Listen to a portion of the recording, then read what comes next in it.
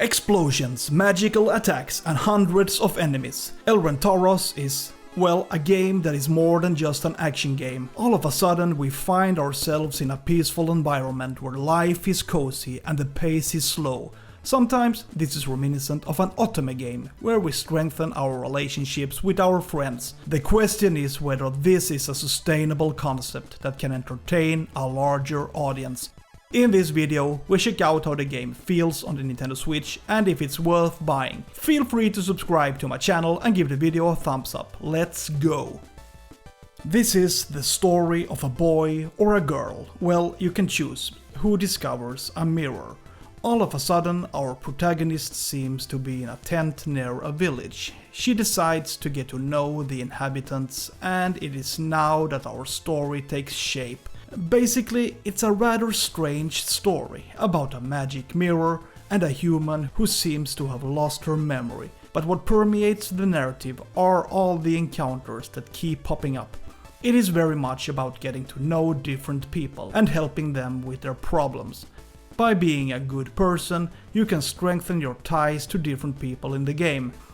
But the story is a bit strange, as the majority of all encounters are about the small things of life and not so much about what the game is really about. Sometimes I wonder where the narrative is leading, and it feels like I've lost myself in the story. It gets a bit confusing, and it would have been nice to have a recap.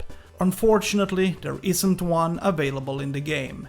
There is certainly a conversation log, but I actually would have preferred a summary instead. Then it would have been easier to follow along, because it is easy to forget what happened 20 hours ago. Some games with an extensive narrative offer the possibility of being able to reread what happened. That possibility is unfortunately missing in this game. It's a bit of a shame actually. Basically, I want to say that this is an action RPG. This is because the game mostly takes place in combat. You face tons of enemies while occasionally encountering bosses, but when you're done, you return to the village where you interact with different characters and help them with their personal problems. There is a connection between the inhabitants and the battles. In the battles you can complete various missions that the people in the village need help with, so when you're done, you will be rewarded. I even think that you have to carry out many quests before unlocking new levels. I am not 100% sure about this, but I think it's the case.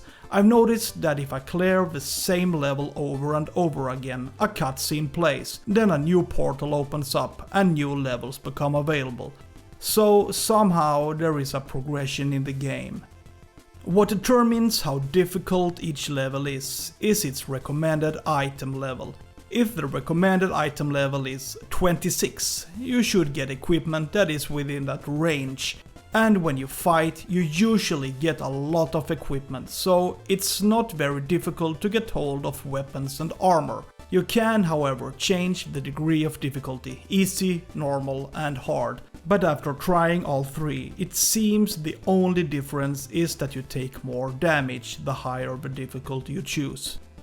There are a few different types of weapons in the game. We're talking about katanas, fist weapons, swords and halberds. All weapons have different weaknesses and strengths, but personally I like the fist weapons as you pump out a ton of damage at a fast pace. But the slower weapons are different as they have a little longer range and do more damage with single hits. It's a bit like personal taste, what suits you best. But what I find really entertaining isn't the weapons themselves, rather I like the magic spells better.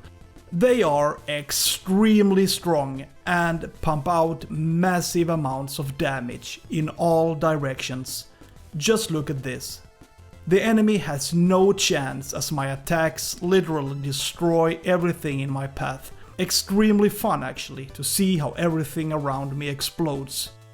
To complete each level, you must make your way through 10 sub-levels where you will eventually face a boss. On the courses you fight against typical animals such as rabbits, foxes and other fantasy creatures. I think there is a good variety of enemies where learning how they act can be an advantage. Some use bows, while others split up and create an army of themselves. Others throw grenades and give you negative buffs.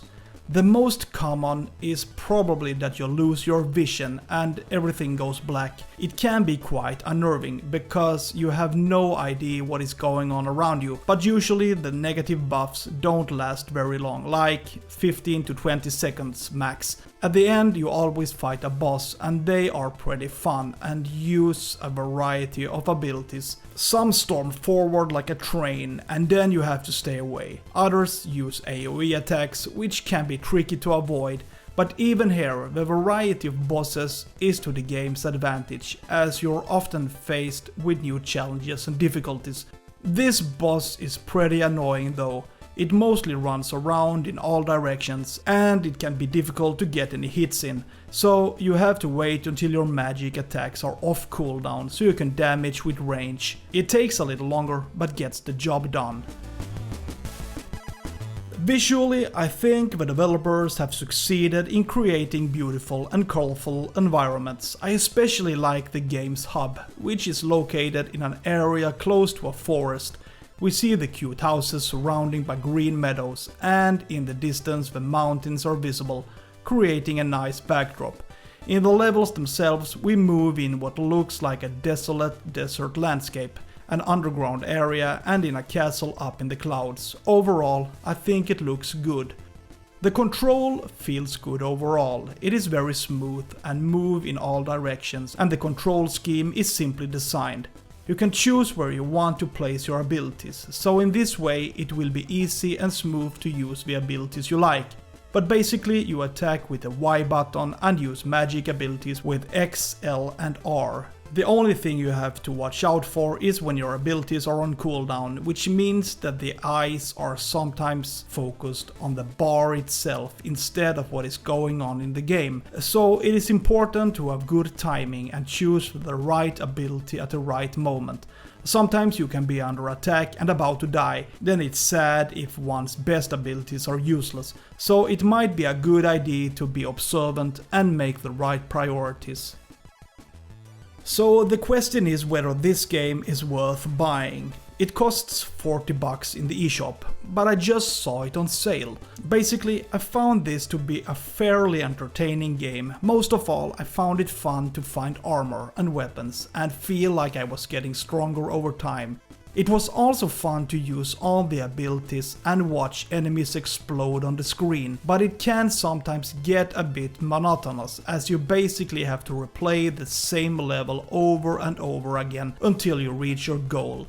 This in itself does not have to be negative, because you have a goal to reach, and that can be fun in itself, but it can be good to know that this is the case. If you play the game fully, you will replay all levels several times. But as a whole, I would have liked the narrative to be a little easier to follow. It is certainly a fantasy story, but I would have liked a recap so I could remember what happened a long time ago. Now unfortunately there is none. You can also sow and harvest crops in the game, but it's a very small part of the whole and feels more like an extra thing to do than a fully developed concept. In terms of performance, it works well both in handheld and docked mode. I have only experienced problems with the frame rate when it exploded on the screen, but it's actually nothing that disturbs, as it does not affect the gameplay itself. The game hasn't crashed either, so I would like to say that the performance is very good. So in summary, we have a relatively large game that puts a lot of emphasis on fighting enemies and bosses, and a lot of encounters between different characters. $40 is quite a lot of money, but it's a relatively extensive game that can take many hours to get through. That said, it might be worth the money if you like the combination of otome, a bit of farming and lots of fighting. Feel free to subscribe to my channel and give the video a thumbs up. Have a good day. See ya!